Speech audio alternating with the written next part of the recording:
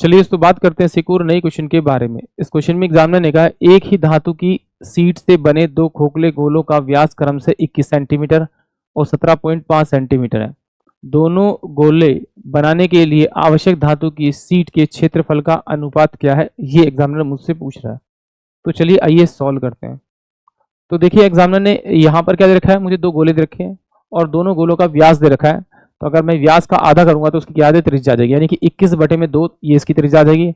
इसको 2 से भाग करूंगा तो ये त्रिज्या आ जाएगी, यानी कि 175 बाय में आपका कितना हो जाएगा 20, ये दूसरे गोले की त्रिज्या आ जाएगी। एग्जामिनर ने मुझसे उसका क्षेत्रफल पूछा है। अगर आपको क्षेत्रफल का फॉर्मूला पता है तो आप इसे डायरेक्टली निकाल सकते हैं। तो जो गोला होता है उसके क्षेत्रफल का जो फॉर्मूला होता है, यानी टोटल सरफेस एरिया कह लीजिए, कर्व सरफेस एरिया कह लीजिए, दोनों का फॉर्मूला तो एक ही होता है, 4 पाई आर स्क्वायर। ये पहले वाले का है 4 पाई, और मान लेता हूं दूसरे वाले की आर है आर का स्क्वायर। इन दोनों को मैं काट दूं तो इसका मतलब उन दोनों की जो रेडियस का स्क्वायर का रेशियो होगा वही उनके क्षेत्रफल के एरिया का रेशियो होगा। तो ये कितना 21 बाय में आपका 2 और 21 बाय में 2 ये हो जाएगा। रेशियो में ही कितना हो जाएगा आपका 175 बाय में 20 इंटू में 175 बाय में आपका 20 हो जाएगा आपका।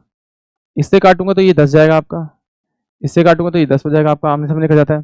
तो 7 तिया और 7 तिया, तो ये कितना हो जाएगा 7 दूनी जो है 7 पंजे 35।